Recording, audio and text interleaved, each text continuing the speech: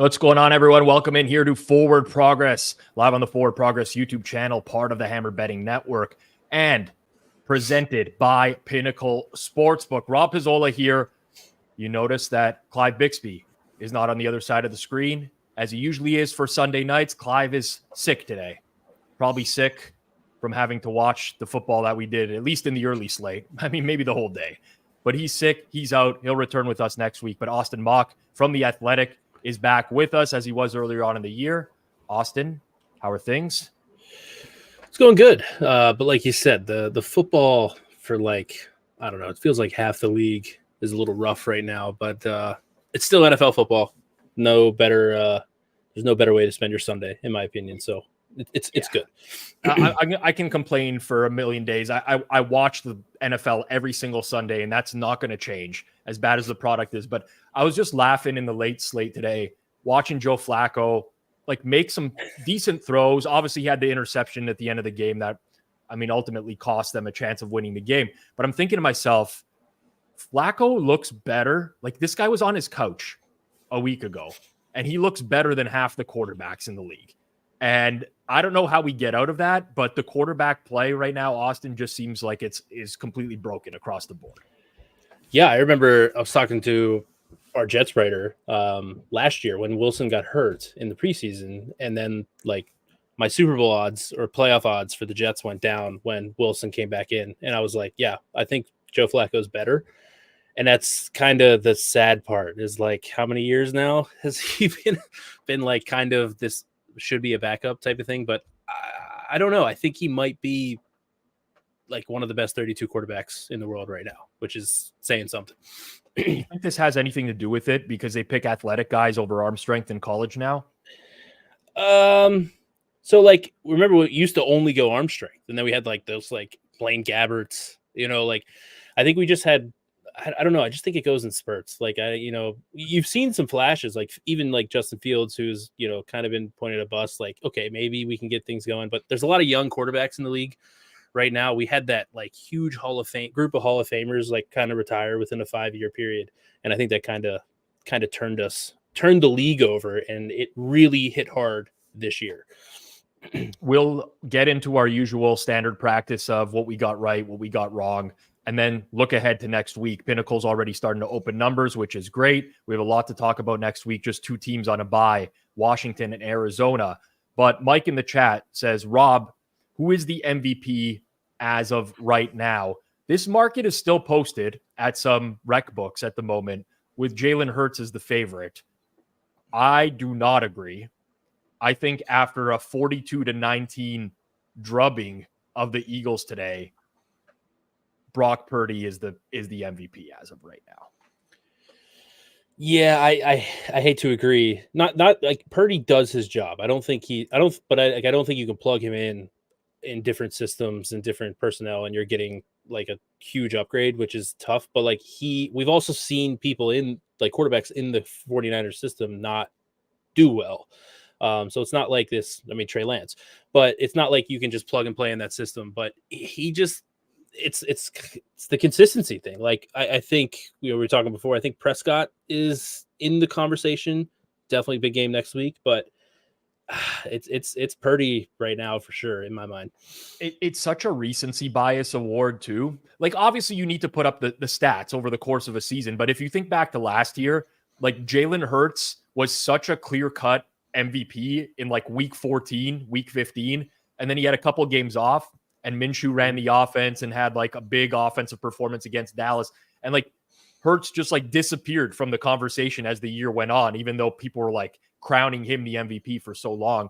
And it can change a lot from now to then, but you go on the road, you beat the Eagles 42-19, a game where he padded his stats a lot more. Number one in a lot of the efficiency metrics, EPA, he's there. He's the guy. It can change. To me, Dak has a chance. If they beat the Eagles next week and he puts up big numbers, I think Dak's in the conversation, but it's pretty wide open. For me, it's Purdy right now. Austin, before we get into this week's games, no one really knows what you were on this week, what you bet, because you didn't do the show with me last Friday over the course of the week. But I think it's important anyways. Let's just throw it out there. something that you bet this week or some sort of opinion you had on a team, a game, a player, anything that you hit the nail on the head with this week? It's kind of tough because I did have some Eagles exposure, but I knew I hated it. I hated the spot. I hated everything about the bet, but it was just a numbers bet for me. But like I always, the Eagles defense has just not been good for like pretty much the whole year. Like I think their secondary is a little vulnerable, and like I didn't profit off of it, but like I think it confirmed to me like my model, like the Eagles are falling fast on the defensive side of the ball, and I know the Niners are, when they're clicking, they're probably the like most efficient offense in the NFL, but I don't know. It just felt like they couldn't get stops. Like they had a crazy, like if you think about it, they dominated like first quarter of that game, and they still gave up 42, and it was like Swiss cheese after that. So I think I didn't get the profit off of it, but I think I've confirmed that the Eagles defense is a liability to a degree against the elite teams. Yep, we'll certainly talk about that as we preview Cowboys Eagles next week. For me, Scott mentioned this in the chat before we even went live. Miami, Washington, literally the single best handicap Rob and Clive have done this year. How's this game going to stay under? Miami may put up 35. Clive said, try to play man versus Miami. The market was like moving against me on this game a little bit. I stuck to my guns in that, play man defense against Miami with no secondary and no pass rush and see what happens. And the Dolphins get 45 points in the game. So I don't get it. In terms of, I've really liked the Washington overs the last 2 weeks, Cowboys and Dolphins. Put that Washington Commanders defense against an explosive offense, and I don't know how they're not giving up a massive amount of points. So that was a big dub for me. In terms of a loss, this is going to sound very conceited and arrogant. I'll start here, Austin. I had a very good day betting-wise. I didn't bet many sides, but totals, for the most part, I nailed. The only really, like, the real loss today for me was the Panthers Bucks under, but I don't even think I handicapped that incorrectly. Like, I look at the box score, the Panthers offense still couldn't do anything. There was just like a couple big plays, a Mike Evans huge play down the field, and a fourth and 6 where Bryce Young hit, I think it was DJ Chark down the sideline for 30 yards. So like, that's what I got wrong. But I think I handicapped that game near perfectly, and it just didn't work out. I guess if I have to pick something, I thought the Eagles would give the 49ers a bigger fight than they did. Or at least the offense especially. Like the Eagles offense after that first quarter, like it just looked so broken. Like they couldn't do anything. They were trying so hard. So for me, I guess that's the big one. But on your end, is there anything that stood out to you as like you thought something was going to happen and you're just like completely out to lunch on that situation? I was kind of shocked by the Steelers. I didn't have a bet in that game, but I did not expect, like I thought from a matchup standpoint that Pittsburgh probably had a good run there. I know they had a bunch of injuries, so maybe that factored into it, but like they kind of got waxed. And like at no point, I know they had the fourth down stop on the one. That was kind of shocking to me. And it just was the defense. Like Kyler Murray looked pretty good, and like it was one of those things. Like the last couple of weeks, the Cardinals' offense was not doing anything. That was probably my most shocking. I did not bet the Steelers, but like from a standpoint of if I had to pick a side in that game, like I would have. It was one of those games like the Cardinals maybe keep it close for a little, then the Steelers pull away. But no, not like the whole game. The Steelers struggled on both sides of the ball. It did feel like last week was a turning point for Pittsburgh, where it was like Nomad Canada, this is going to come together, and it did for one game, and then they played the Cardinals, and it didn't. The striking thing for me was that like Pittsburgh couldn't run the ball today, and that offense, when they can't run the ball, it's going to be a real challenge. But they had 29 runs, just a 34% success rate, negative 0.48 EPA per play on rushing plays today, which is a disaster for them. Isaac Samalo got hurt on the offensive line, but regardless, the Cardinals' front seven is a disaster, to say the least. So that was a little bit surprising. Anyways, let's get on to it because we're starting to get a bunch of lines getting posted for this upcoming week. So everyone out there, if you haven't liked the stream yet, there's 210 of you watching right now. We got 37 likes. Quickly smash that like button down below. It helps bring our content to the forefront in real time. YouTube says, hey, look, all these people are liking this at once. Maybe we'll serve it up to others. So smash that like button down below. If you're new here and you're not subbed to Forward Progress, please do so. Hit that sub button down below. Smash the bell for notifications. And as always, this is interactive. This is a show where we are very reliant on comments. We like to get your feedback, what you guys are betting this week, anything that we may have missed over the course of the day today. It's just two of us watching football over the course of the day. We might have missed an injury, might have missed something here and there. So get in on the chat as well, and we'll bring in as many comments as we can over the course of the show. And Matthew pointed this out earlier. I joined Pizza Buffet halfway through the morning, and boy, Rob was upset about the weather. You will not hear me talk about predicting the forecast for next week. You will not. There will be games that will be affected by weather next week, but we could probably wait till tomorrow or later in the week to figure out exactly what those games are. All right. Thursday night football.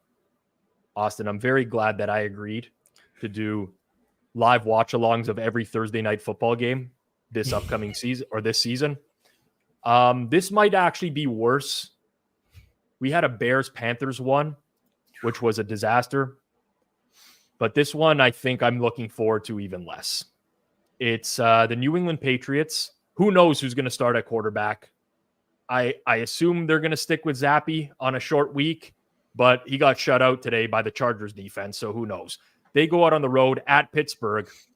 Steelers, if you thought 6 was too much today, you're going to love that 6.5 next Thursday night.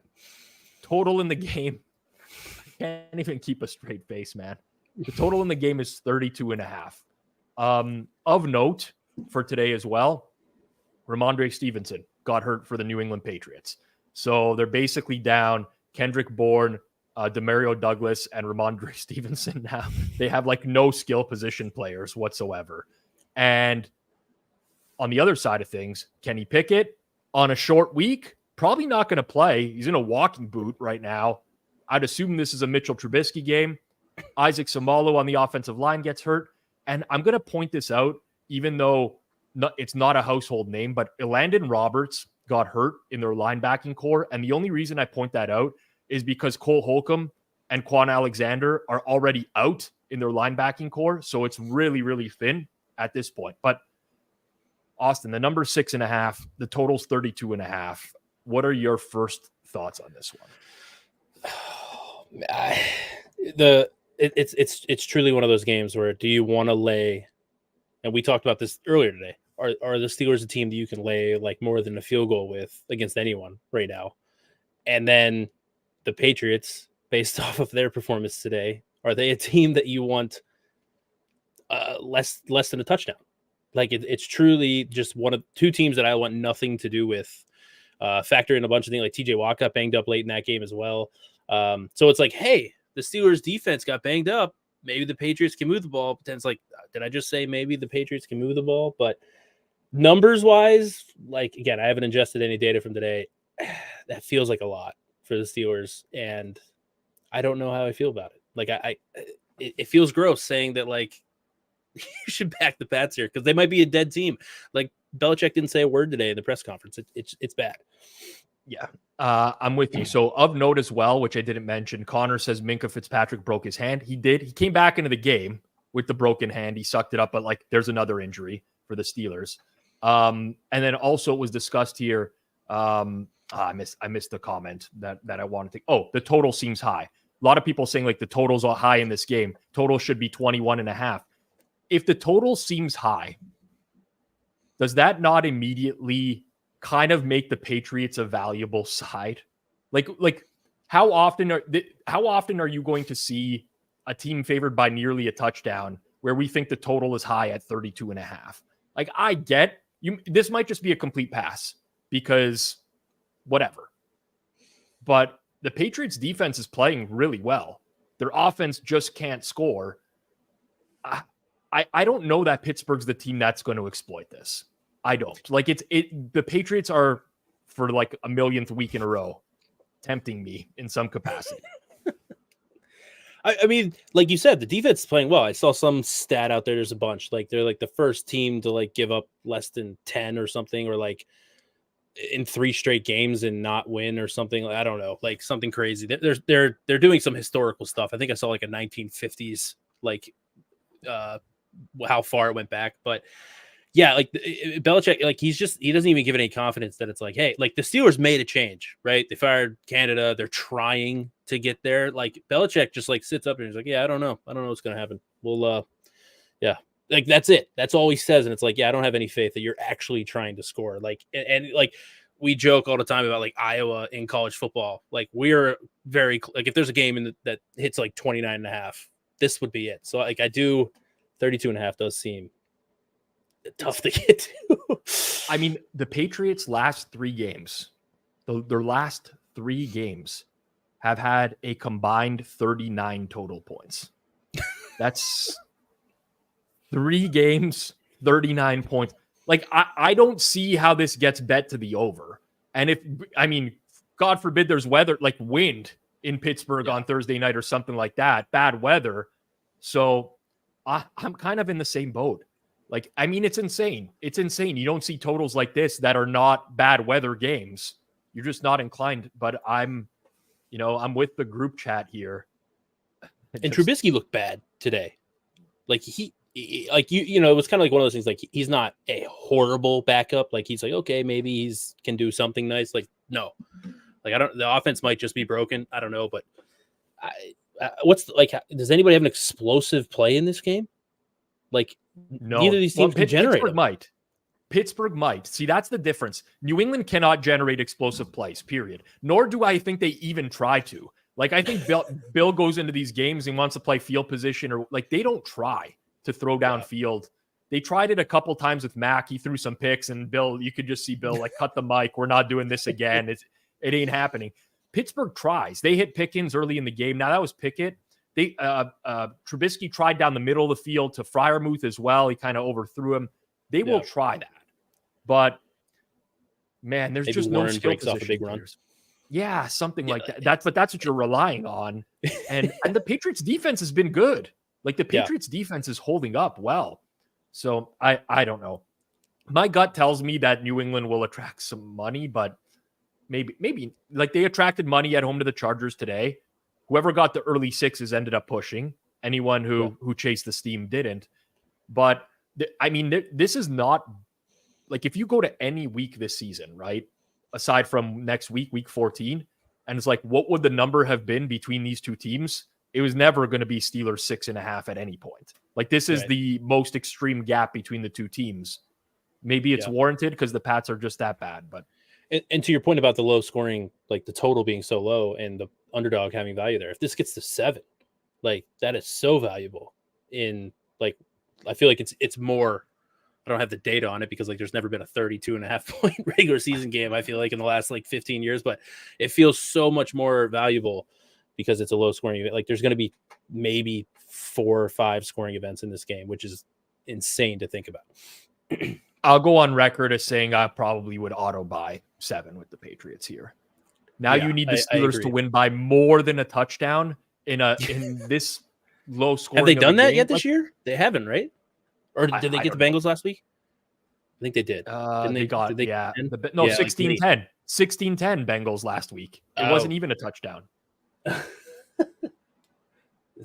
mean, you're right.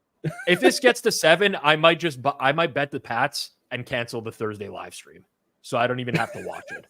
I might take the wife out for dinner or something and just like leave the phone at home. It'll be the Steelers score a touchdown off of like a muffed punt, and then there will be a penalty. And they go for 2 or something from like the 1 or 1.5 and 8. Remember, that's the loss. Tomlin's voodoo only works when they're underdogs. It does. It doesn't work as a favorite for some reason. I'm a firm believer in that. Yeah, I believe it too. All right, let's go to the Sunday games next week. The Rams at the Ravens. Interesting intra-conference matchup here. The Rams coming off of what is going to look like a blowout win against the Browns today because a lot of late scores in that game. Baltimore coming off of the bye week. The market here at Pinnacle is Ravens -7 total of 44.5. It looks to me, based off of this price, Austin, that like the Rams are getting upgraded in market a little bit. I mean, I normally would not have expected a Ravens 7 at home coming off of an extra week of rest. Yeah, I'm in agreement. I think this feels like a little bit of an overreaction to like the Rams didn't like it'll look like a blowout. That game was not a blowout by any means against the Browns today. But yeah, I agree. I think if this ticks below 7, I think it's like, I don't want to say it's an auto buy for me just yet, but I feel like if you told me today, based on my numbers, that the Ravens were 6.5, I'm definitely buying on that, because like the Rams and they like Nakua and Kupp both left the game at some point today, right? I think they came back in, but like those guys are. I thought Nakua was toast, man. Like he looked like he was in like serious pain. I cannot believe he came back into the game. Yeah, and so like you said, you get Mike McDonald and that defense having 2 weeks to prepare for. And I don't want to say like the Rams offense is like easy to game plan for, but like I feel like if you get 2 weeks, you can key in on what they really want to do and make things more difficult. Because like sometimes it looks really ugly, even when they're scoring. Like there's drives where you're just like, this team can't work, and then it's like there's such a high variance team. I feel like where they just Stafford makes an unreal throw, or Kupp or Nakua makes a nice catch, and yeah, I think 7 though. I think we're a little sell high spot on the Rams after the blowout today. I think we kind of are. I don't know that I'm going to like this one way or another. I think Baltimore is going to take money in this game. Personally, that's my opinion on it. They likely will get Marlon Humphrey back in their secondary as well, or maybe they will after a bye week. But I think that they will take money in some capacity. The thing is, we have not seen the Rams, aside from the Cowboys game in Week 8, in which the Rams got demolished. They basically have played nobodies for the second half of the year. And like Cleveland's not a nobody, but it's like Cleveland with Flacco. Arizona last week, Seattle the week before, Green Bay, Pittsburgh, another Arizona. Like the Rams have been in this stretch where they've only really had to play up to one team away from home, and they got killed in that game. I mean, that's not the best way to handicap games, but I think like I'm just trying to think. I think the Rams are maybe like at a high point in market right now. Yeah, I think we're like Seattle's been a weird team. Like it's not. I feel like okay, they played well against Dallas on Thursday night, but like they're not super high in anybody's power ratings, I don't believe. So it's like, oh hey, strung together some nice 3 wins here, and it's like, are we really getting that excited because they put up some points here the last 2 weeks? I think we are at a high point. I think the Ravens do end up catching money here. Whether it gets 7.5, we'll see. But I would be more shocked if that 7.5 is more likely than 6.5. I would say. I'm with you. So I'm in agreement there. I don't like betting big favorites off of the bye week. This has historically been like a very bad spot, especially for home favorites. I don't really have a great rationale as to why, other than maybe they just get too comfortable in the bye week at home. I don't know, but I do feel like I'm in agreement with you. It's more likely to get to 7.5 than 7. Any opinion on the total 44.5? That kind of seems right to me. If anything, I feel like it might be a tad bit low. Like I'm not a huge I know Baltimore's kind of been banged up on offense, but again, off the bye, I think they're going to be healthy. I'm still not a huge believer in the Rams defense. Like you said, like they play Dallas, there's a pulse on offense. They give up a ton of points. We saw some points by the 49ers earlier in the year. So I'm a little skeptical that they can get consistent stops. And then you just get like Stafford trying to like play catch up. You might get some short fields off interception. So maybe a little bit low. But again, the Ravens shut down. Like that's another thing with laying this many points to the Ravens. We've seen that like every week this year. If they get a lead, they're like, all right, we're just going to sit on this and hope we can just run out the clock, which is not a great thing for overs, but maybe a tad bit low, on my opinion. When I see the Ravens play, I like to tweet out that fuck around and find out meme all the time, because the Ravens sure love to fuck around in some of these games when they have a lead. All right, keep it going here. NFC North matchup. The Bears coming off the bye week, hosting the Detroit Lions. early market in this game at Pinnacle is Bears +4, -113 at home, 115 at home. Total in the game is 45.5.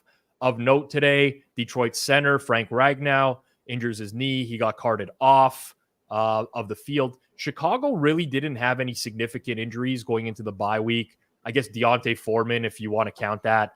But they're like, I don't want to say they're not going to benefit from the bye, but it's not like they're getting a bunch of bodies back in this game. These teams played a few weeks ago.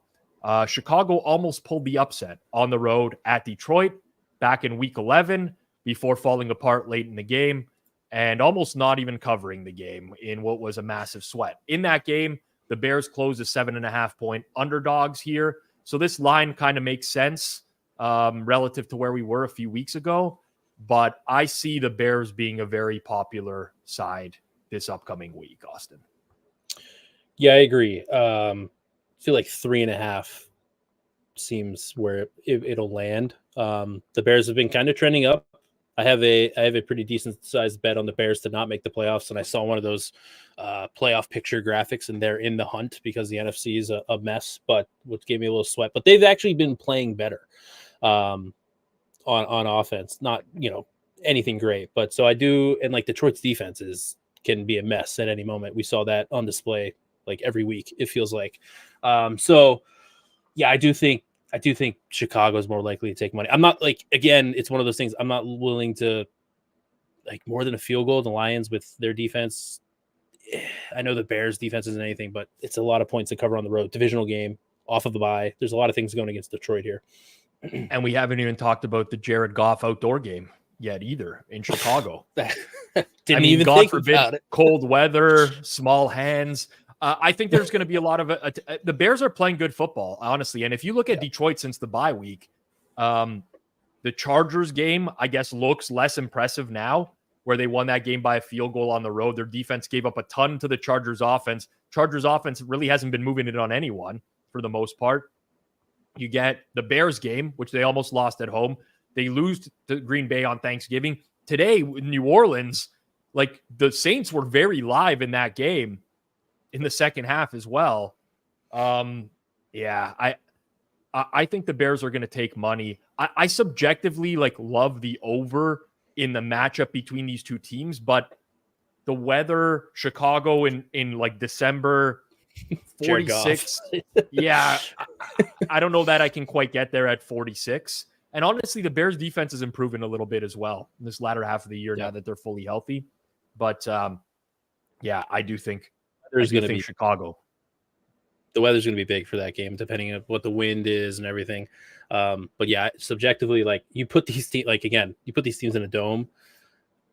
This is like, points forever with both of these matchups, I think. So the weather will be, I know you hate talking about it this far out, but it will be that'll be one to follow if there's any big swings in the forecast. Well, listen, I mean, it's December and December football. If you're going to bet a total in an outdoor game without accounting for the weather, then you're probably doing it wrong. So at some point or another, there has to be some sort of, handicap that includes the weather conditions, especially in these games. In all likelihood, it's a December game in Chicago. It's going to be cold as shit, and it's probably going to be windy. To me, I'd rather Chicago in that case because their quarterback can scramble in these types of conditions. They're not as reliant on throwing the ball. And, I mean, Jared Goff, cold weather outside the dome. Speaks for itself. All right.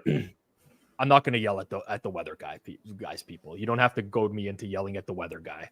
Me and whatever that guy's name was, Joe, I think have squashed the beef from this morning. All right, keep it moving. NFC South matchup. It's the Atlanta Falcons at home to the Tampa Bay Buccaneers. Falcons opening here as 2.5-point favorites. Total in the game is 39. Of note today, Atlanta injuries. AJ Terrell left with a concussion. Their right tackle, Caleb McGarry, left the game as well. And inside linebacker, Nate Landman, who's kind of like a very under-the-radar good player left for them as well. Tampa Bay went into their game today with Carolina with significant injuries. I believe they suffered more injuries in the linebacking core, which is not great. Devin White and Levante David were both out. KJ Britt, who has stepped into a starter role, got injured today. So, like, kind of a mess for Tampa Bay defensively here. How is Bucks teasers not free money? I mean, it does feel like that. That's the first thoughts, but I don't know here. I guess there's so much to take into account in terms of like who's going to play for Tampa Bay next week before I can make a great judgment on this game, Austin. Yeah, I think that's going to be big. I know this when they played earlier in the year, was that 16-13 low scoring game. I think we could be surprised by how many points are scored here if the injuries like go south for Tampa. But yeah, I think it's a tough one. Like, again, it's one of those things like if Atlanta, there's so many teams in the league. I think I said this the last time I was on with you. Like, if you get to 3, it's just hard to want to lay the points with these teams, and Atlanta's one of them. So like, even if the injuries happen, it's just a tough game to really say where your numbers are going to be, because based on injury reports come Wednesday, you could be swinging a half point here because there's so many guys that could be out. Tampa Bay got faded pretty heavily in market today against Carolina. They got faded against Indy the week prior to that. They got faded against San Francisco the week prior to that. So I don't think the market is in love with Tampa right now. And I do think that we might get this out to 3 because Atlanta looks like the more viable of the two teams at the moment. But I'm kind of with you. I mean, Atlanta to win by 4 or just give me Tampa to keep it close or possibly win. And I tend to like that a little bit more. Concern I have is if we do have these injuries in the front 7 for Tampa, Carolina ran the ball really well on Tampa today. Like, you typically Tampa Bay is like a pass funnel defense. Teams don't try to run on them a whole lot. But today, Carolina, 35 rushes, 57% success rate. It was basically the only reason their offense could do anything, because Bryce Young was put in some better situations. And that worries me a little bit because obviously we know what the Falcons are going to try to do on offense. Yeah, that's not the matchup. That's one of those, like, they can just kind of lean on that and the defense starts to wear down. Then you get some explosives late, like the second half, you can see the game kind of fall apart for the Bucks. So yeah, the linebacker situation is going to be big for where this line goes in regards to Tampa, for sure. Indoor conditions, total of 39. AJ Terrell out on defense. Mass injuries on the other side. I mean, I get all the reasons why no one would want to bet the over in this game. Like, you don't have to convince me of why you wouldn't want it. But it's weird when two teams have like this many key defensive injuries with a low total for it not to be bet over. So my gut inclination is that this game is actually going to take some over money. Yeah, and the Falcons, like, right before the bye week, they were playing games in the 50s. Like, I think they had 2 out of 3 in the 50s, and the Cardinals game went to 48. Like, their defense isn't exactly nails. Now, I know the Jets defense is good. They held them in check. I think it's a little bit of a difference here. Like you said, if the Panthers are running on you, that's not a great sign heading into what Atlanta wants to do. I think that's a huge, huge matchup, and just kind of game state wise of leans over, definitely inside. Milf Hunter brings this up in the chat. Every Falcons game with a sub 3-point dog, the teaser leg has gotten home, regardless of the Falcons being the favorites or the dogs. They just play close games. And that's why if this were to get out to 3, it's extremely tempting one way or another. We keep it in the NFC South for next week. Man, 2 NFC South games in 1 week. The schedule makers have outdone themselves. Carolina Panthers on the road at the New Orleans Saints. It'd be interesting to see who QBs the Saints in this game, because Derek Carr left the game with like head, shoulder, back, every injury you can imagine off the one hit that he took. But the Saints are laying 6. Total in the game is 38. nothing else I think new in these games. Carolina lost Brian Burns, who got ejected, but he'll be back for next week. And I don't think anyone suffered any other key injuries other than Derek Carr. So market is at 6. Total is at 38.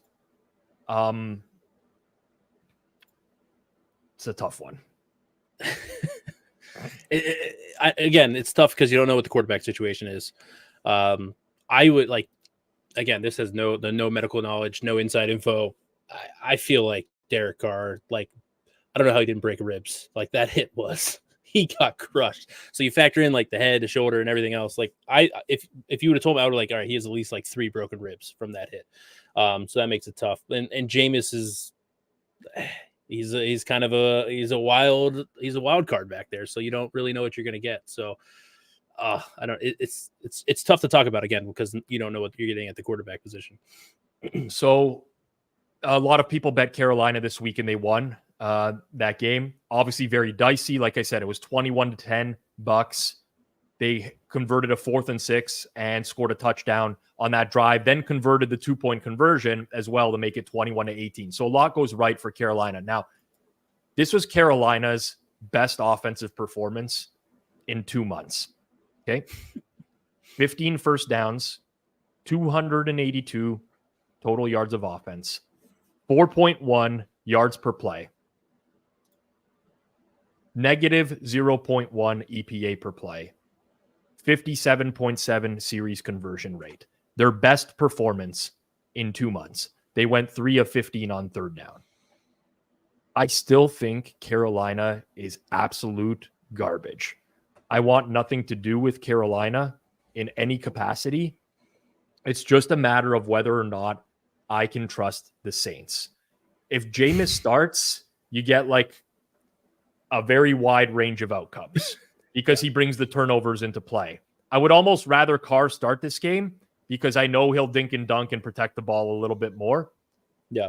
But I have a feeling Carolina will get bet in this game because, like we just said with Tampa, Atlanta, Austin, a lot of times in this league, people just like, just give me the points. Like, who are the Saints to have to win by a touchdown? But I actually think this is a game that has blowout potential because Carolina's offense is so bad. It kind of reminds me of the Thursday night game, Patriots and Steelers. Like, it's not a team you want to lay 6 with at all. But like, there's, like you said, I don't know how Carolina beat Houston. Like, it does not make sense in my head. I don't know how that game happened. And like you said, that if that's your best performance in 2 months, like, you're bound to like regress back. So like, I don't know. Again, there's just no path for them. Their offensive line's not good. Their skill players are not good. Like, the defense is not good. Like, it's just, it's all around bad. And if the Saints don't turn it over, it truly does feel like I'm with you. If Carr's in and like you get this under 6, I think that's the play, just because I don't think Carolina's scoring much without the turnovers, and Jameis brings that into play. But yeah, once you need more clarity on the quarterback position before I really want to get involved. I got burned a bit on the total. I got burned on the Carolina total this week. This is really quarterback dependent. It really is quarterback dependent because Carr will take everything underneath if he's playing. It seems like a bad injury because like he got destroyed on that play. And the fact that they put him on the injury report or post-game said he's dealing with head, shoulder, and back injuries, like that can't be good. So I got to assume it's Jameis, and that kind of takes me off of the under in this game because of his propensity to throw downfield. But go ahead, Austin, what are you going to say? But like, what was whatever game it was, the Carr, we thought he was done. And then he like came like a month ago. And then he like last moment came in. Like, so he does have a little bit of the, warrior mentality, whatever you want to call it. So that is something to keep an eye on. But like, it's going to keep a lot to keep him off the field. But I think he's the better option. And I do agree that the under is probably the play with him because like they'll just dink and dunk, protect him, short throws to not aggravate anything. So yeah, I'm there. I'm with you on that. So like if we look at, let's go like, this is just an arbitrary endpoint, but let's say week 6 onwards, and we use like market power rating. So we just take Saints, Panthers, what their market rating was, and let's just say we gave the Saints 1.5 points for home field. You can argue it could be more or less, whatever you want. But week 6, Saints would have been favored 8 in this game. Week 7, 9.2. Week 8, 7.7. Week 9, 8.5. Week 10, 9. Week 11, 9.2. Week 12, 8.1. So week 13, 8.6. Like, we're under a touchdown now because Carolina kept it quote unquote close today. A game that they pretty much trailed wire to wire. They still cannot move the ball. I'm going to have to think about this a little more. I think the timing, I think that Carolina draws money and I will play the Saints later in the week. That's my opinion of how this is going to go down. Yeah, I'd agree. Definitely, because Carolina, like we saw it today, they got backed. And again, to think about that, they've done nothing well. And I don't know if it's a regression thing. Okay, they have to be better. There's no personnel. Even if you think Bryce Young will make a stride forward, number 1 pick type of thing, I don't think they have the personnel to do it on offense. It's bad everywhere. So yeah, and they're a mess on the coaching staff too. So it's all bad, everything. Yeah, I mean, there was the dead cat bounce today, right, with the new coach in there, and sure, but someone says are the Saints a team that can get margin against bad teams? That is tricky, but they went to New England and they won 34-0. They went on the road to Indy and they won by 11. They beat the Bears by a touchdown at home. It's not like they haven't won games by margin this year against bad teams. They have. And a lot of their issues is Carr in the red zone. He's been brutal. And so they're getting some success to get down there, and he's just not getting it done there, which I don't know if that'll help that he's injured. I don't obviously that kind of changes things, but I think again, if you talk about range of outcomes, the Saints have such a higher ceiling on offense than I don't know what the ceiling is of the Panthers offense. It's not good. Was it today's output? I mean, it seems like I think so. That's what the weird thing is. I kind of think so. Bryce Young was 15 to 31 for 178 today. And he had a decent rushing game output, or a good one. So I don't know. I just don't see what the ceiling is of this Panthers team. It's very bad. That left shrimp in the chat. What a throwback.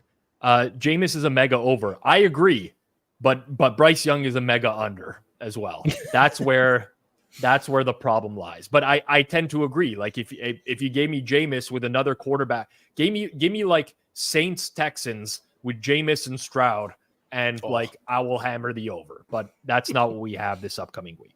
All right. Yeah. Let's keep it going.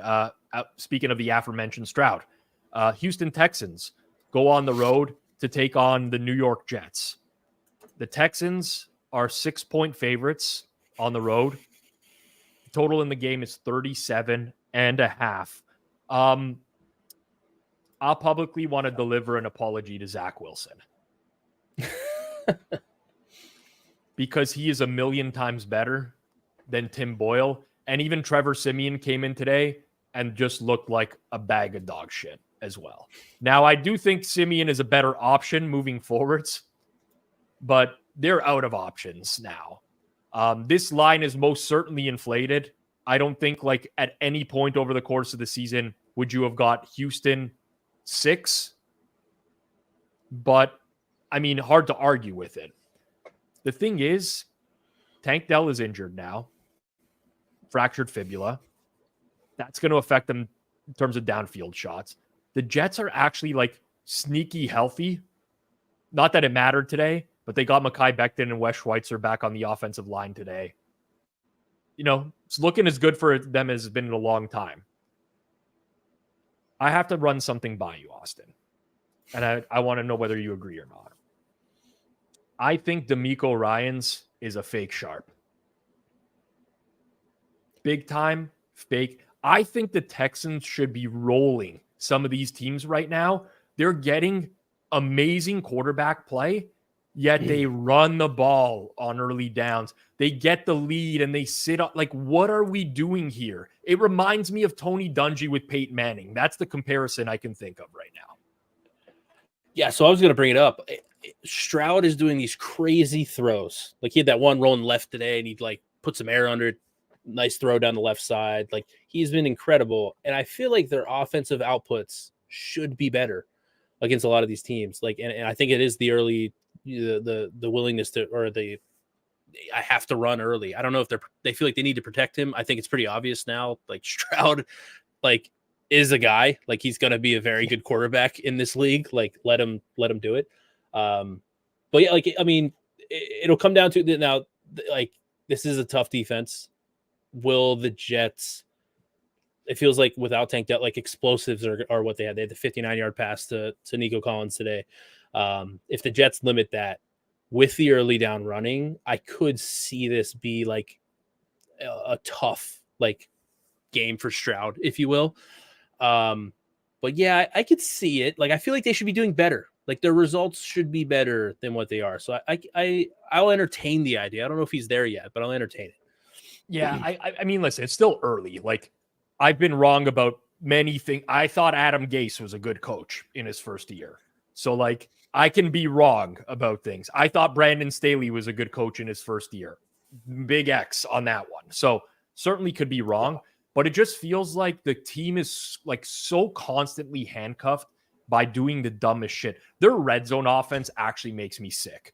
Like just let this guy pass 3 times inside the 10-yard line instead of running the ball on first and second down. And then he's got to convert 3rd and goal from the 7-yard line on one play.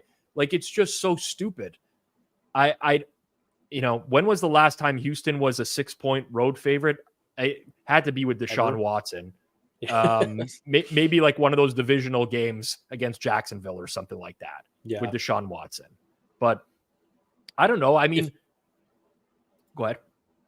If I told you that Stroud went 16 of 27 for 274 and Denver went 0 for 11 on 3rd down, what do you think the margin of that game is today?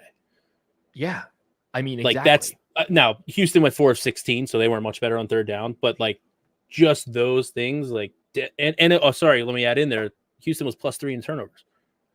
Like, and they almost lost. Dude, that's what I'm saying. Like Russell literally has a throw into the end zone to win the game. Like not a Hail Mary, a throw into the red zone, +3 turnover margin, -3 for the Broncos, and didn't convert a first down all day. How is this a game? Like it doesn't make any sense to me. And like this reeks of the game to me, where Houston comes out, run the ball, or you do not want to play 3rd and long against the Jets all game. I'll tell you, they did that today against the Broncos. The Broncos got 5 sacks, and they had Stroud under pressure a lot. The Jets are going to do way worse. Maybe the answer is just the under here, honestly. Maybe the answer is just the under. Yeah, I mean, like it comes like Boyle. He's never had good stats anywhere. If he's the guy, I can't imagine they go back to him. But I think like there might be a sneaky chance. Like, can you go back to Zach Wilson at this point? Because I do think he might be the best option, which is wild. Like a month ago of me, I'm the same boat. Like I wouldn't have guessed. Like you tried it out. Like maybe you give Semien the start or something, but like they should have got Joe Flacco. Like that's what I believe. They should have went back to Flacco. I might like actually bet the Jets +6 with Zach Wilson, because I do think that, he's an upgrade to what we're seeing right now. Like I would strongly consider that bet personally. Yeah. But I think the injury to Dell is going to be, this is going to be a tall task for the Texans offense next week. Like, what are their offensive outputs in these games, right? Like 22 points today against the Broncos. They had 21 at home to the Jags last week, 21 at home to the Cardinals the week before. It was really the back-to-back games with the Bengals and Bucks. Their offense looked amazing. Outside of that, it looks good, but they just do not. I don't know what it is, but this team is allergic to like running away with a game. They just can't do it. Yeah, I don't know if it's an efficiency. I'd have to look at their red zone numbers or something. But like, even the Jacksonville game early in the year, they scored 37. They had 280 total yards of offense. Like they're not They weren't like tearing it up then. So it's one of the, like, I need to look, like, maybe this is the red zone offense, the scoring opportunities. Like, what are they doing when they get inside the 40? Are they converting to points here? Because that's what it seems like. Because I see literally Stroud is a highlight reel. Like, every game, there's like not even like basic throws. It's like 4 or 5 throws where you're just like, wow, this guy, a rookie? Are you kidding me? Like, Yeah. And it's like, oh, they scored 22 today, like, and had a chance to lose when the Denver did not convert a third down. It just blows my mind. I'm with you. Stroud -7 EPA and 5 sacks this week. That could be bad against the Jets. That's what I'm saying. Like, the Jets had no business even today being in the game with the Falcons, yet they were. Well, that's actually not true.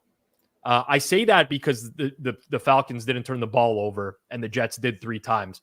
But, I mean, Atlanta had 194 yards of offense. Atlanta had 3 yards per play today, 3.0 yards per play, and they still won. Like, this is why I just can't do it with the Jets right now. They're just like, might as well just cross them off the list at now, because I already know I'm going to be tempted at some point in the week.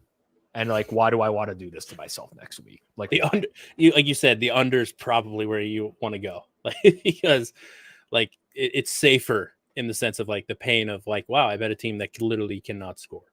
So yeah. Yeah. We'll also see who starts at quarterback. If it's Boyle, God. Is Boyle better than Simeon, though? Like, I don't think so. No. I don't think so either. But, like, Simeon, I mean, give him a week of prep, maybe he's better. But, like, Simeon was rough today. They both suck. Both were just they both suck. There's no good option for the Jets right now. Like, I do think you started with an apology to Zach Wilson. I do think Zach Wilson's the best option they have right now. As crazy as that sounded like a month ago. Maybe Aaron Rodgers with no Achilles is actually the best option that they have right now. Yeah. I mean, the only thing is I don't think the Jets can pass block at all. So, like, Rodgers might not be able to move, but, like, I don't know, just do some quick game. I don't know, hand off, like, stop giving the ball to Dalvin Cook maybe too. But yeah, it's rough for the Jets right now. God, man. Well, as soon as I saw they wanted to incorporate him more and then he fumbled at midfield, I'm like, Jesus Christ. Like, Breece Hall's breaking off a huge run every week. And it's like, hey, let's give Dalvin Cook 10 touches today. Like, what are we doing? These guys cannot get out of their own way, man. Like, Salah is another fake sharp. Put him on the fake sharp list as well. He's been in good situations with great defenses, and you can tell it's just not, he's not a guy. Yep. Yeah. I'm with you. Okay. NFC West matchup. Seahawks coming off of a rather impressive performance on Thursday Night Football, keeping it tight against the Cowboys. They go out on the road to take on the 49ers. San Fran, like, I don't even know what else to say about them today. That was just like an absurdly good performance against a very good team. 0.53 EPA per play, 62% success rate on offense. Like, this is just unheard of stuff. San Fran is laying 12.5 at home. Total in the game is 45.5. So very interesting market. For one, like, who the hell wants to step in front of the San Fran train right now? And I think that's reflected in where the number is this week, because a couple things, but the Seahawks close short of 10 at Dallas. And this is out to 12.5. A couple weeks ago, San Fran at home closes 13.5 to Tampa Bay. And now they're 12.5 to Seattle. So definitely, like, San Fran is getting upgraded a lot in market. If you look at previous matchups between these teams, we know San Fran dominates Seattle. Last couple years, they've just kind of like blown them out of the water in some of these games. However, the point spreads in these games were 7, 10, 3, and 8.5. So this is the largest it's been in a while. I think that, like, Seattle is, quote unquote, going to be the sharp side. I just don't think that I can bring myself to it at this point. Yeah, I think this is one of those games. This is what I always find interesting about, like, making numbers from, like, modeling. And then it's like, you have to understand, 12.5 is not that exciting to get because 14 just so easily beats you, right? So, right. Like, it's 14. Give me Seattle. But is 13 Seattle interesting you? It kind of is, but I don't know. It's one of those games. I want the 2 touchdowns. Yeah. Mickey Hill says 45 seems low as hell. How do the Seahawks score? I know that they just scored a bunch on Dallas, and that's what is most fresh in our minds. But the offense is actually really bad. And when San Fran gets up on Philly, yeah, they're going to step on their throat because they lost to them in the playoffs last year. Who knows what would have happened? When San Fran gets up on other teams, oftentimes they really slow it down. They run the ball a lot. Better version of the Ravens. They usually hold on to the lead. but I can think of so many 49ers games this year where if I went through it, I'd be like, this game looks like it's going to fly over. And then all of a sudden it just doesn't. I bet on a few of them. Yep. I remember there was one early it was week 1. It was Suma's best bet was Steelers. 49ers Steelers over the 30-7. Yeah. There was against the Giants 30-12. We've had some the Bucks game a few weeks ago, 27-14, right? They get those types of games. So I don't know, man. I mean, I don't really love this spot for San Francisco, if I'm being quite honest. Yeah, in one matchup that I like, Seattle has a pretty solid run defense, and if they can somehow slow that down, this is where I get kind of back to our Brock Purdy MVP conversation. If everything's not working for them, they can really bog down. Now, when you have Christian McCaffrey and Debo, Debo today was that version of Debo is up with Tyreek Hill in terms of value because he's just a menace for defenses to cover. But you start to bog things down a little bit, and you get into these 24 14 games where they have a team at an arm's length the whole time, but they just can't quite get there. And Shanahan is not super aggressive. So you run into that issue as well. So yeah, it's another game with margin where the teams might just slow it down and quit. And Gino's hurt. He's got that elbow flaring up. They bench him. Yeah. So the over is it's a little dicey for me. So also just listen, things change year over year. Don't get me wrong. So I'm not going to use this as gospel, but if we look at these 4 meetings for the last couple of years, right? The last 4 times that these teams have played, 2022 onwards, the game totals in those games were 40, 42.5, 42, and 43. So there's a significant adjustment here. It's for San Francisco's offense. If we look at Seattle's point totals in those games, they scored 7, 13, 23, 13. 3 of those 4 games, they scored 13 or less. I don't this 49ers defense knows how to beat Geno Smith. This is what they do well. And this is the most epic mismatch in terms of game planners between Shanahan and Carroll. Carroll probably doesn't have Kenneth Walker this week. Zach Charbonnet got hurt last week. A lot of coaches would say okay, maybe we'll come out and throw the ball a little bit more. You're going to get 17 DJ Dallas carries, some Kenny McIntosh. They're just allergic to opening it up. I don't know. Well, and if you didn't have the Dallas-Seattle game, even if San Fran did what they did today, I think you're getting a boost off of San Fran's offensive output today and a boost of Seattle's. Seattle's offense was rough. And we were I don't know if Gino's healthy.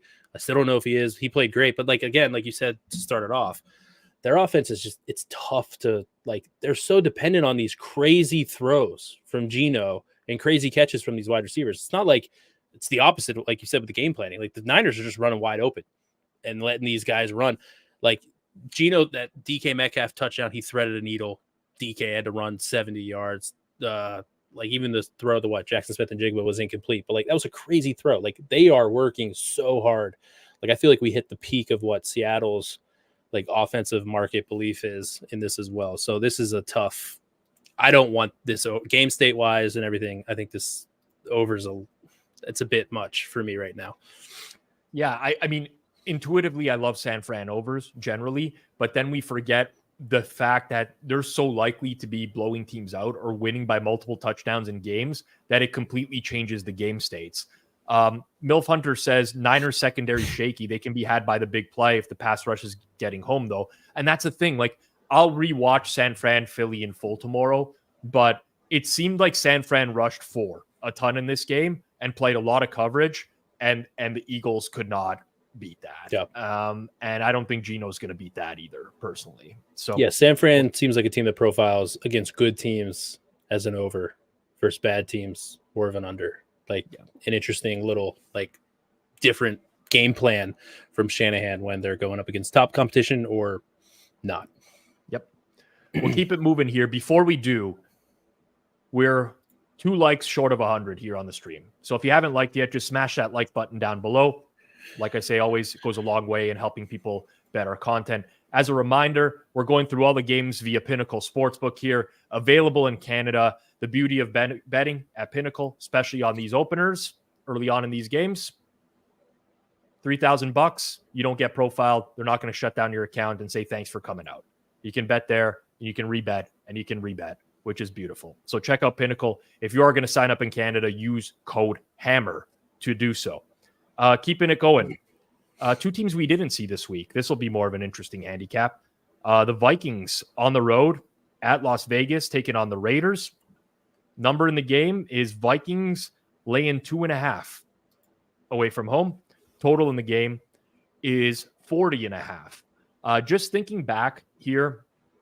So this is going to be Justin Jefferson returning for the Minnesota Vikings, which is important. Cornerback at Caleb Evans was out prior to the bye as well. I don't know if Marcus Davenport will be back, but that would be a big addition for them as well if they are. Las Vegas was pretty healthy going into the bye, so I think the bye comes at a much better time for the Vikings here. 2.5 and the total 40.5. Honestly, nothing really stands out to me here as being wrong. Yeah. I think the injuries coming back for Minnesota, if they do, which we think they will, is big. Like, I think without Jefferson and everything, this is like, maybe a little bit much. Now, do you think we would ever see a 3? If we do, I don't think it will last long. So, like, this is, I think we're kind of just going to be in this dead zone with this game, right? Yeah, personally, I agree. It just feels to me like it has to be Minnesota small favorite, but it can't be 3 because I want to take the Raiders at 3. Minnesota to win by 4 on the road with Josh Dobbs, like, no. So that's kind of where I just think that this has got to be, basically. Yeah. It's again another team that I can't trust Minnesota to win by margin. Definitely on the road. Aiden O'Connell, like, thoughts of him. I think he's like shown some like good things, but like, he's kind of like a statue back there. So against the blitz is going to be interesting for me. That's going to be an interesting matchup. I think that he makes enough good plays on a weekly basis that people who don't watch the full games might think he's a lot better than he actually is. Like, I'm not even joking. This is a real, I get a text every week from someone who tells me that Aiden O'Connell is the next Tom Brady. He's like, go back and watch Tom Brady's rookie year and then tell me that you don't see Aiden O'Connell. And then I watch the Raiders games and I'm like, yeah, I don't see it. I think he profiles as like a good backup. Or like a solid back. I don't know. Like, good backup's such a weird thing to bring up. But like, he can make some throws to where, like, if he has to like come in for behind like a stud quarterback for like 2-3 weeks or something, I think you're not like, holy cow, we're falling off a cliff here type of thing. But there's not enough consistency. Again, still a rookie, who knows, but there's just not enough. And the Raiders have been a mess, but he makes the good throws, but I don't think it's all there every down at this point. For me, it's that he just misses a lot of throws that should be so, like, basically he's lucky he has Devontae Adams and Jacoby Myers who have good hands, because a lot of the throws are just like, it's a slant and you can hit Adams in stride and he's going to pick up, another 15 yards, but he's reaching behind his body or has got to stop his route or like whatever. And that to me is the thing that I notice with him. I love this comment, by the way. Good backup / Jet starter. Yeah, same type of situation. Yeah, there's a lot of those in the league right now. I would be surprised, Austin, if when I run my final numbers on this game, I have a play at these market numbers. Yeah, I would agree with everything coming back from Minnesota. This is basically like, I don't even like what are you, is there even a world where you're interested in like Minnesota? Like, is it pick 'em? Like, does it have to get down that low? Like, or is it just kind of truly in that dead zone? I'll have to like we haven't seen Justin Jefferson with Josh Dobbs, correct? No, I don't believe so. So like we don't really know what this offense is going to look like. Yeah, really with Jefferson. I like to make some educated guesses on some things, but I also like am I going to gain a huge edge here? I don't think so. Yeah, I don't think Agreed. so.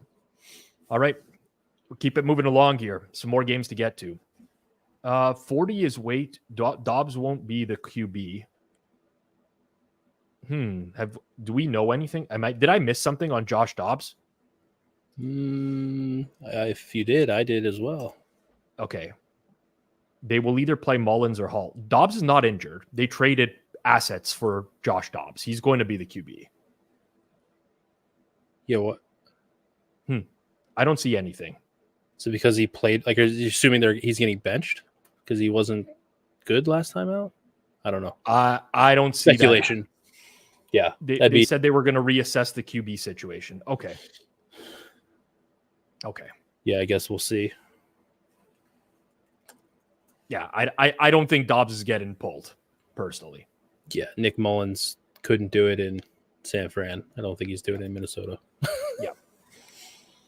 I mean, Mullins is a fine backup. I would honestly take Mullins as a backup anytime. Yeah. I guess Dobbs is kind of a backup too.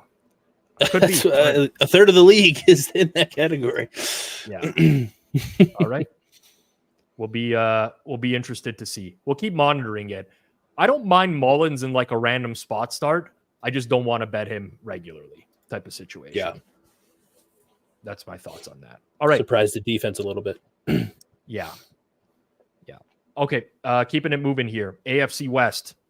Chargers returning home. I use home in quotations because there can be a lot of Broncos fans at this game. Chargers -3 + 100, hosting Denver. Total in the game, 44. I missed a spot to bet against Denver today, in my opinion. Even though it came down to a sweat, the turnover regression happened. Yeah. Like they've been absurdly good at protecting the ball and generating takeaways on defense. And finally, it went the other way. The problem is I don't know that the Chargers are like that team, right?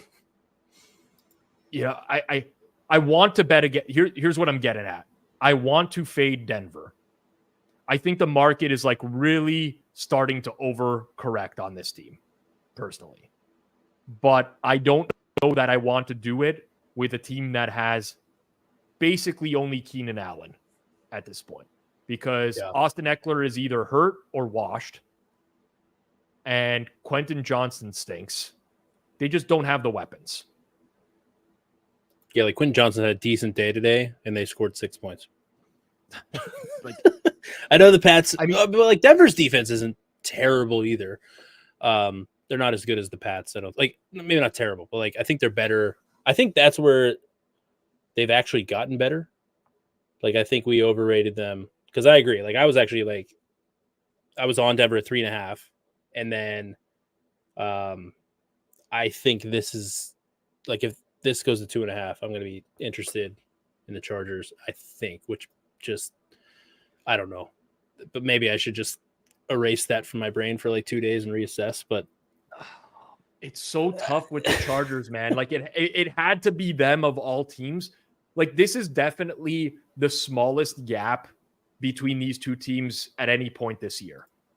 Even Denver coming off of a loss, they're not really getting downgraded at all.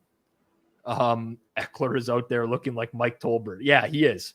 I don't know what's wrong with He's him, gotta but be something's hurt. wrong. Yeah, he's got to be. He wasn't that just bad. lost. He wasn't this bad in the first like few weeks, No. if my memory serves me right. No.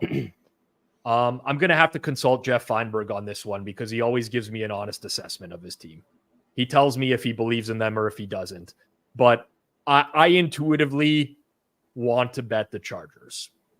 Yeah, I want to bet them a little bit this upcoming week. I think it might be like I think their opinion, their performance against the Pats kind of gives them like a little bit of like they're a little low in the market too. Because but it's not so like Jason. Can we bring up Unpredictable really quickly here if you have a second just to pull up what the current market power ratings are?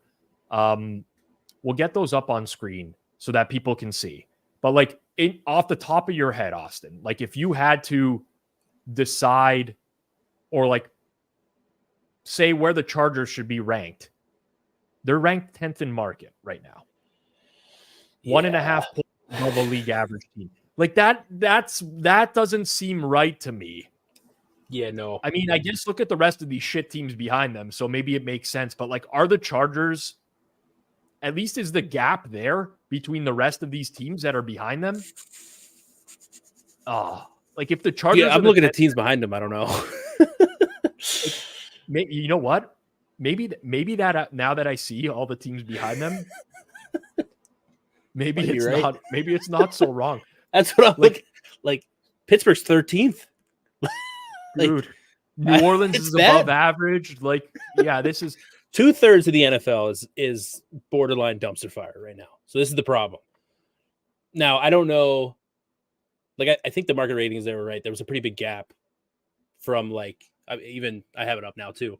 The Chargers are like the Rams are 1.5 points worse than them at average. Like the average team, like the Rams are 0.1. They're 11th in the market. So like that's how skewed this is. So this is it's the NFL this year. That's what you got to deal with. It's actually kind of nuts. I honestly don't. I don't think these threes are going to survive personally. Like, where's the market more likely to go on this game? I think it's definitely to Denver to 2.5 than it is to 3.5. Like, I don't think 3.5 ever happens at any point. I could be wrong. I'm wrong many times before, but I think with the lack of home field advantage for the Chargers, with the fact that they're just not very good, and they tend to play close games regularly. 3 might be pretty appealing for a lot of people, but yeah. If it comes off 3, I'm going to have a conversation with myself. A strong conversation. It's going to be painful. Like, hopefully Good Staley shows up or something. I don't know. Like, scoring 6 points with Justin Herbert blows my mind. It does. I know the Pats defense is good, but like, but they pointed it out. Like, I had that broadcast up, and the commentary team pointed out. It's exactly what everyone thought was going to happen before the game. The Patriots basically double-teamed Keenan Allen for as much of the game as they could. Yeah. And then, someone else beat us. And I think people are just going to replicate that game plan. I don't know that the Chargers can beat that. I honestly don't know. They just don't have the weapons. Patrick Surtain did get hurt, but he came back into the game. I'm almost certain he came back into the game. Eckler was 14 for 18, and Kelly was 6 of 16. That's a problem. Like when you don't have the wide receiver weapons and you're now turned into one-dimensional, like you said, you can double Keenan Allen, bracket him, whatever. Life gets very difficult in the NFL. Yeah. I mean, Denver had 52% success rate on 23 runs this week. They could run the ball on the Chargers. Yeah. I've hummed and hawed way too much about this game, and ultimately that probably means it's best to do nothing here. But I do think Denver's going to take money in this game. That's my thoughts, my opinions.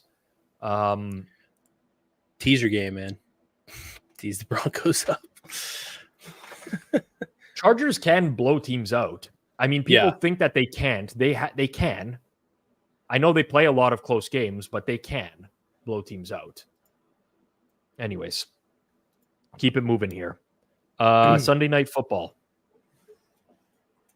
Cowboys and Eagles. Jason, do me a favor and just click that drop down on the game handicap there. So we're basically in between a Dallas -3 and a Dallas -3.5. Call it a -3.25 type of number with the Cowboys at home.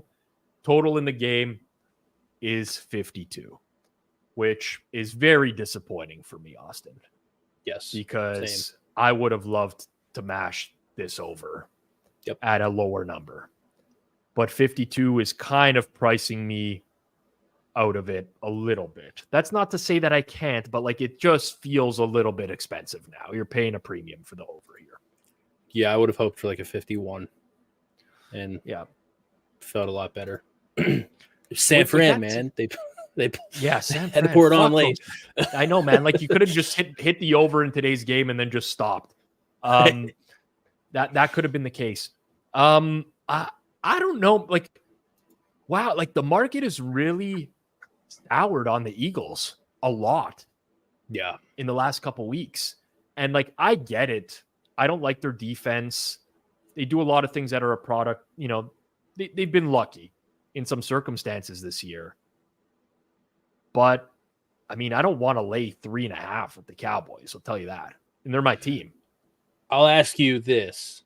Are the Cowboys, I said this with the Niners a little bit, are the Cowboys a team that profiles as like too good for like the middling and bottom feeders to where they can blow teams out? But then when the like lights are on against the top teams, they are a different team, like definitely on offense? Right now, I would say yes. But with that said, they actually did play a good game in Philadelphia this year.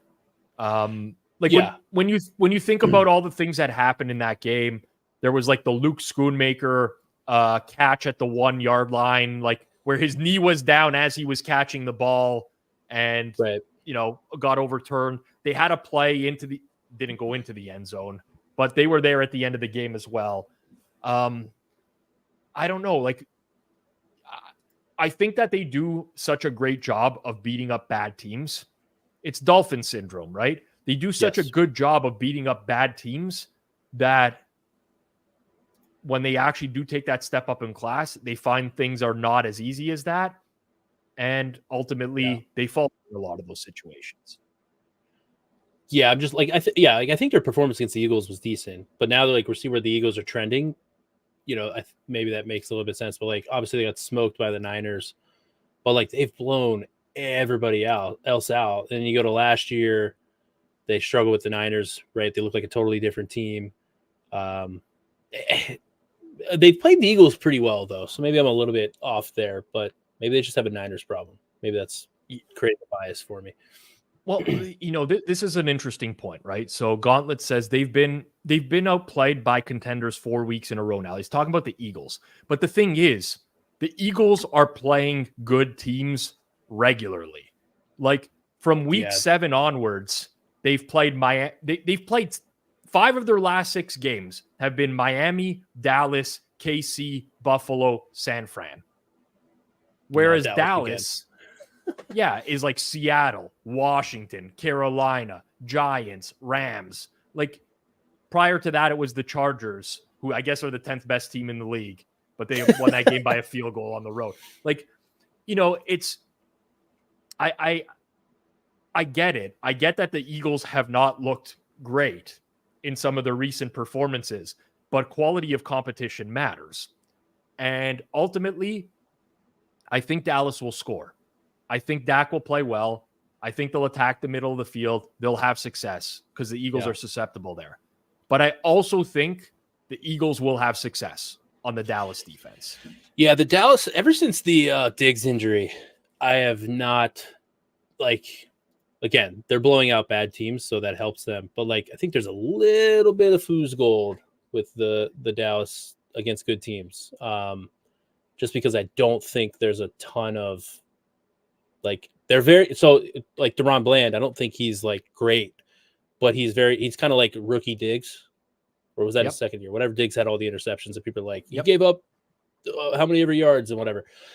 They're very they really sell out on those interceptions, and I think that leaves you susceptible. Like we saw the DK Metcalf one. Like I don't think they played that well, and they both the safety and the corner were kind of playing for interception there a bit. So I do think it's one of those things where both teams, like we started with, the over was, we wish this was a little bit lower to get an overplay here. I think it'll be a good game. 3.5 right now. 3.25 does seem rich, definitely, because of, like, I think the Cowboys, might be a little overrated because they're blowing out bad teams by a million, but I think both teams find success on offense. Yes. Yeah. Like I get the way that Dallas looks. I totally understand that, but like, let's break down their schedule from start to finish this season. And when they've taken the steps up in class, the defense hasn't held up. It hasn't. When they played, like, even if you can include Seattle in that category if you want to, because Seattle's actually like a top 12 EPA offense in the league somehow as well. But, whether it's Seattle, Philly previously, or San Fran, all those offenses made Dallas defense look like Swiss cheese. You know what? Like, honestly, I do think that someone will bet the under in this game because scoring environment this year is very low. Typically speaking, it's true. It's true. Sunday night football game, primetime unders. Typically speaking, that these big totals take up under money. But if you give me a 51, I'm going to have a conversation also with myself about this over, because I think that there's going to be points in this game. I think both offenses are going to move it. Yeah, market rating, Seattle, their offense is 12th, Philly 5th, San Fran 3. Dallas has gotten shredded by them. I don't think anybody else is in the top half of the league. Maybe the Rams. The Rams are 13th, and they still give up points to them. I know that game was kind of a blowout, but I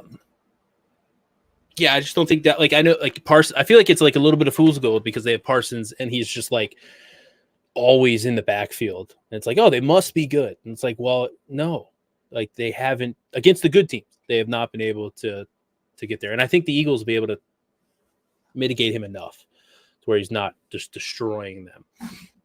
Yeah. I mean, if we look at their defense, right, where do they rank in EPA?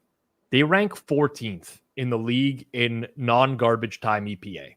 So strip out anything that's, basically taking between 10% and 90% win probability for one team in the game. They rank 14th. They give up a 46.1% success rate. That's bottom half of the league. When you consider the schedule that they've played, that's just not good.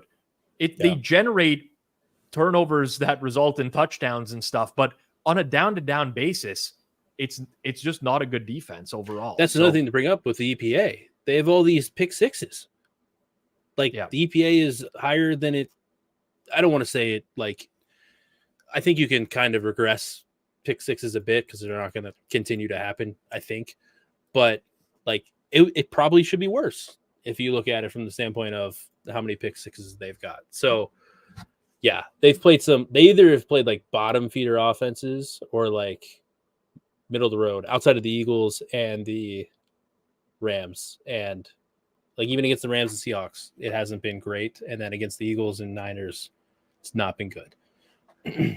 Jordan says Hurts injury might drive the total down a bit. I don't think so. He came back into the game. He just went to get checked for a concussion and then came back into the game. So I don't think he was running to the locker room too. If they think you're going to be out, you're not allowed to run. So you're not jogging back. That was very preliminary, whatever they did in the locker room. Yep. Agree with you. Question here. Do you think that the total moves down on the rec books for those of us who aren't full-time bettors with access to them because of the primetime narrative? I'll explain how this is going to work. But generally speaking, all of the rec books are just copying the sharp books anyways, for the most part, and then slightly shading it towards their clientele. So you might end up getting a slightly better number in some situations, but I don't think that you're going to get anything drastically different. Okay. Keeping it going here. One of the two Monday Night Football games. Why they do this, I still have not ascertained what's going on here. We have two Monday Night Football games that are going to start at the exact same time. One of them is the Tennessee Titans at the Miami Dolphins. Miami's a 13-point favorite in the game. Total in the game is 47. I imagine that this has been a pretty steep upgrade from the total relative to what it was last week on any look-aheads or anything like that. I'm still not convinced that it has been upgraded enough. 47 is key. Yeah. But what's Miami's floor for points against a defense that cannot stop the pass? Yeah, Tennessee's defense is like really like, so the market ratings have them 19th. There's no way for what they are. Simmons got injured. We'll see what his status is too. Oh my God, Jeffrey Simmons got hurt. Oh yeah, like yeah. My only worry is like Tennessee, Will Levis going up against Fangio. That concerns me a bit. Good point. Just because I don't know, but like their offense is so boomer bust anyway. Like Derrick Henry got hurt today as well. That concerns me. Like to cop out, it's like Miami team total like might be the move there, but that's my only concern with that. But I do think the total is like this should be 47.5 probably to at least get some try to get some two-way action. So again, this is going to be another game where I think that I'll call it an inflated number, right? In the sense that you do have injuries. Don't get me wrong. Like you have Derrick Henry, you have Jeffrey Simmons. These matter. Their punter got hurt today, which was fucking hilarious. Like not hilarious that he got hurt, but just watching these free runs. I don't know what their punt team was doing, man. Dude, that's the worst I've ever seen. Coach there, he needs to get fired. He's fired. Like I don't know what happened. Like twice. One time, whatever, maybe they throw something like the Pats field goal block they had earlier this year where they timed it up because they had the holder on their team last year. Okay, whatever. You got. I don't know what they were doing. That second one was more free than the first. Like, I can't say that I've seen that. Like you just don't see free run. The ball wasn't even kicked. He just like hit the punter basically. Dude, the best part was like when you're rushing, you go to put your hands up because you're ready to block it. And the guy realized like, oh, I'm here early. I have to tackle this guy. Like he got awkward. Like, I don't know what to do here. That was messed up. We don't know Henry and Simmons' status. We won't know. Henry definitely was concussed.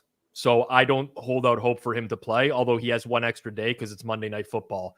But when he got hit on that play, his whole body went limp. So he's dealing with a concussion.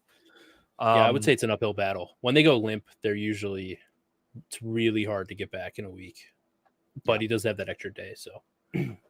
Yeah, like, I mean, I'm in the same boat I am with a lot of Dolphins games, if I'm being honest, where, like, I see a lot of scenarios where the Dolphins are going to just absolutely obliterate the Titans in this game. But I don't feel like this is a valuable number to bet the Dolphins. I don't. But they have shellacked a lot of these shit teams this year. Like they're what I said with Dallas applies to them more than it applies with Dallas. Yeah. Like they have a huge spread on good teams versus bad teams. I mean, there was the one against the Raiders where the Raiders kept it, I'll say close in quotations here, because it was actually a very dominant performance by Miami, but they only scored 20 points and just couldn't get the job done. Yards. Yeah. I honestly can't see myself betting Levis on the road in this spot. It's just like, there's just too much to overcome. The total's been adjusted a lot, probably to a point where it's not valuable. Somebody mentioned in the chat that it was like 43.5 look ahead from a week ago. But like, again, you have one defense in Tennessee that stops the run well, but cannot stop the pass. And everyone who plays the Titans attacks them through the air. Miami is going to attack them through the air. And why I love betting the Dolphins with these totals is because they have like explosive plays so regularly. I don't know. No, I agree. That's a huge point. And what I think, like, what happens against these good teams is they're able to mitigate the explosives and make them drive the whole field. Like, you're getting, like, it's like, honestly, it's like have a prop bet of like how many 40-yard gains are they going to get, and because there's going to be like, I'm like, yeah, I think there's going to be 2, because it's like Tyreek Hill's getting loose once, and if you like give all your resources to them, like Waddle's going to go off on you, and they're gonna. It's if you don't have a good defense, I don't want to say you can't stop this team, but you can't stop this team if you don't have the guys. And we've seen that pretty much every year except for the good teams they've played. Yeah. We're starting to reach the point in the year where this is incredibly challenging, because you have like, you're starting to see this very wide gap between these top teams in the league and these bottom feeders. And like, I do not think that Miami minus 13 is generally going to be a favorable price for you in the long run. Does anyone know what the look ahead was today on this game? It definitely, if they played today, it wasn't going to be 13. I don't think so, at the very least. I agree. But stylistically, this is a defense that they can kill. So I don't know. It'll be a tough one. Yeah. That's Would you it take for all the Tennessee at 14? 14 is an interesting. I'd have to think about it. Levis has like some pretty shitty road numbers. He's a young guy. Some shitty road numbers against a coordinator that's known for like making things difficult from a disguising standpoint. Exactly. But you know, he does have Treylon Burks back now. It's not just the DeAndre Hopkins show. There's like a little bit and he's willing to throw downfield. Yeah. Like he'll take shots, which I feel like, I know it kind of sounds dumb, but like just get one mistake and you know, now all of a sudden it's like, oh, he had a 45-yard touchdown. Like now things are a little bit different from a defensive standpoint. I'm with you. Let me just see what we haven't covered here because there's no lines yet. So Jacksonville at Cleveland next week. We haven't seen Jacksonville on Monday Night Football. I personally think the Jags are going to roll the Bengals, but early markets here are like Jacksonville -3 on the road with a total of 38. Oh man. Cleveland's Amari Cooper got concussed today, so that's important, but I don't know if you have an explanation for why Cleveland's defense cannot travel, but they're amazing at home in all these home games. They go out on the road, they can't stop a lick. I don't really get it. Yeah, I don't know either. I don't know if it's like, I always think about like what's your offensive output? Is it any better at home? And like maybe that gets your defense in a better rhythm. I don't know. Like crowd noise, like our team's struggling to communicate and you're disguising well. Just the normal like home field things. What their splits are pretty drastic though, which concerns me. But I mean, a lot of the home games. Okay, one was the Steelers, one was the Cardinals, one was the Titans earlier on in the year, but they also had the home game against the 49ers in mid-October that they won 19-17 as well. Yeah. So like, was that super windy? That kind of. It was like it was a windy. It was decent. Game. It wasn't like crazy. It was decent. But yeah. So that'll be interesting. Pretty outdoor game. Who knows? Who knows what can happen? What else is on the board that we didn't cover? We got them. Oh, Buffalo KC. We got to talk about that one a little bit. The look at the early markets were KC -3, total 48. Full disclosure. For those who are listening after the fact, I know some people listen on Mondays, but we're at the half and the Chiefs are losing 14-6 to Green Bay. If they lose this game, this is going to come off of 3. Like, I already think that there's going to be an appetite for Buffalo at 3, regardless, personally.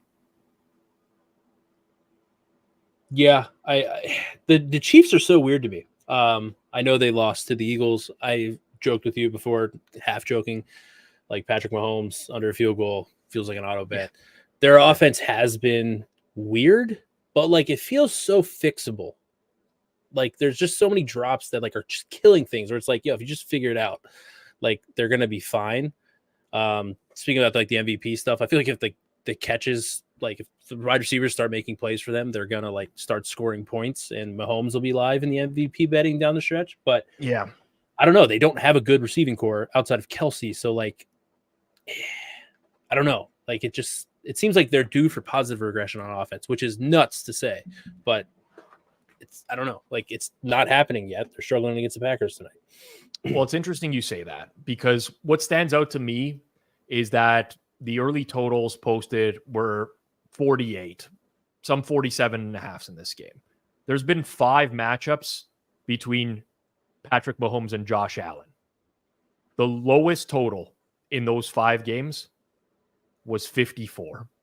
Yeah, so I was going to say, what would you if I told you before the year that this total was 47 and a half, 48, whatever it is, like it's an auto over bet. You know? Dude, okay, imagine going into the year if you said the Bills and Chiefs are going to play and the total in the game is going to be 47 and a half, 48. I would have said to you, well, that means that either one of Kyle Allen or Blaine Gabbert is starting. Right. Like one of the quarterbacks is out. I'm like, nope.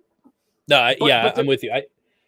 But the explosive plays are kind of gone. Like Buffalo's kind of turned Josh Allen into like this, and they scored a lot against Philadelphia. Don't get me wrong, but like they really want him to limit the mistakes, which kind of hurts you in these high totals. And then the KC offense, I don't even know what the hell is going on with these guys. Is the Buffalo defense that bad that KC might just be able to move it? Possibly, but God, I cannot believe where we're at with this game now. And it's more so KC, I would say. Yeah, KC's defense has been better than I think people expected. Like they've been pretty good. And but the drop, like that's the thing. I keep going back to like they've left so many yards and probably points on the field this year because of the drops. Like I remember the Detroit game dropped like perfect pass from Mahomes, drop, pick 6. They end up losing. Like there's the Eagles game, the Valdez-Scantling bomb drop that would have probably been a touchdown or close to it. It's just like one of those things where I'm like naturally inclined. And with Allen's turnovers, like I think that'll probably regress too. Like, so in my head, initial reaction is like, I should be betting this over, but the non-explosives do like scare the crap out of me. Cause this is Arthur in the chat, like McDermott meddling in the offensive game calling, becoming very run heavy on first down. Yes. Like they're trying to just like limit the damage. Don't force Josh into like these 3rd and longs. That's tough, man. It feels hard low. To not bet it though. Yeah, it's going to be hard to not bet it. If here's what's going to happen. If we don't bet it, it's going to turn into like first quarter's like 14-10. It's like, what was I doing? Like, why did I let this happen? But like this is Buffalo season, right? Like this is the game where they pull out the flea flicker and the wide receiver pass and what like not this is narrative-y, but this is the game where they do that. Final game is the other Monday Night Football game. Packers at the Giants. Tough game to handicap. The Packers were 5.5, total 37. Who's starting for the Giants? Like, is Tyrod help? I haven't seen anything. Yeah, I don't know. That'll be like that's going to have a major impact on what gets bet in this game. Not only that, but like think of the Giants before the bye week, right? Quarterback injuries, O-line injuries. Darren Waller can come off IR this week. Darius Slayton got hurt last game. He can play. Dexter Lawrence was hurt it's a whole new look team coming off a bye if they get Tyrod starting. And the chances that this number is going to be 5.5 again on open, even if the Packers end up losing to the Chiefs here tonight and KC mounts a second half comeback, I'm going to say are pretty small. But are we at the point now where like Green Bay can be a touchdown favorite on the road? No thanks, man. Again, it's another team. I want nothing to do with it. Now, obviously, it's injury dependent, like you said, but like it's a team that I don't know. Have they won by margin yet this year? Like they beat the Packers or the Lions on Thanksgiving, but that was aided by turnovers. Like they should have, and they still only won by 7, right? So 29-22. Yeah. Can they win by margin? I don't know. They did against Brett Rippon. Okay. Which I guess is kind of And they did which against is the Bears similar. week 1, but Yeah. I guess it is a little bit.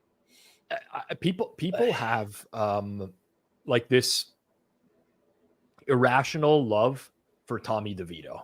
I don't know what it is. I don't Lives at know. home with his parents. We feel bad for him. I get it, but like people seem to think like that. I was doing some stuff with Pat Mayo this week, and he was talking about like, oh, Tommy DeVito was carving up the Patriots defense. It's like, no, he wasn't. He had a good scripted drive, and then he did nothing the rest of the game. Like he hit Jalen Hyatt down the sideline and then did nothing. He takes more sacks than Sam Howell. The guy cannot release the ball. He looks to a read. If he doesn't have it, he's stuck. He's going to take a sack.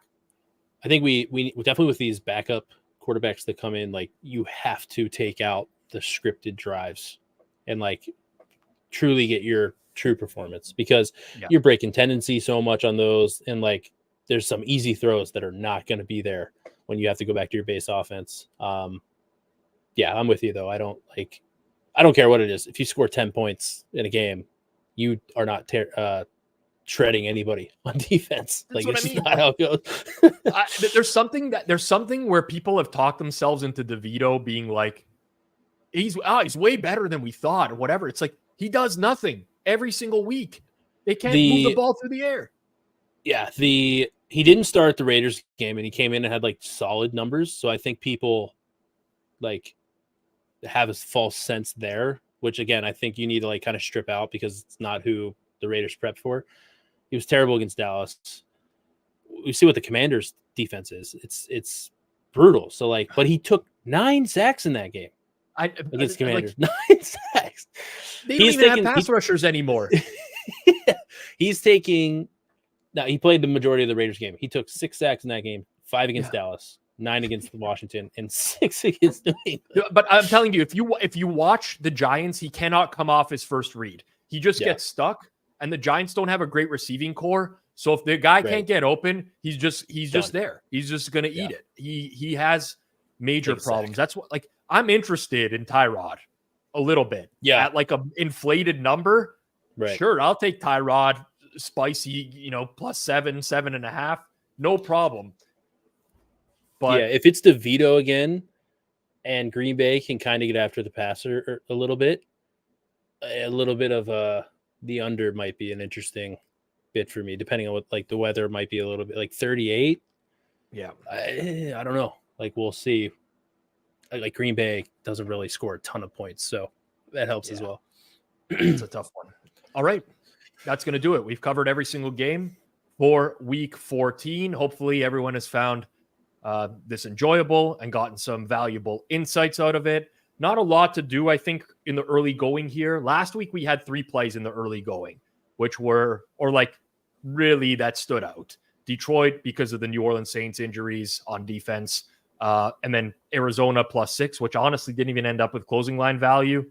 And Cleveland +5, which did, but to that one. But this week, I don't know, a little bit tougher. Don't have a great feel for it. No major injuries, at least like cluster injuries to talk through. But ultimately, hopefully we gave you enough on these games that you can go ahead and make some informed decisions in the early going. Appreciate all the nails tuning in. Once again, just a reminder, our Monday content here on Forward Progress. Tomorrow afternoon, 2 p.m. Eastern time, Cleve TA and Suma join G-Stack George. They'll also recap the weekend. They'll talk Monday Night Football as well. And then, of course, I'm back here for Monday Night Football tomorrow night. Jacksonville Jaguars, Cincinnati Bengals. It's going to be a good one. We're running a contest. Head over to locker.bet. Sign up for the beta if you're on iPhone. And we're going to run a contest throughout the first half of Bengals and Jags tomorrow. $1,200 guaranteed prize pool. So make sure you check that out. For myself, Rob Pizzola, for Austin Mock, make sure you check out his stuff at The Athletic. For our producer, Jason Cooper, this has been another edition of Forward Progress here, part of the Hammer Betting Network, powered by Pinnacle Sportsbook. Everyone enjoy your night, and we'll catch you back here tomorrow. Peace.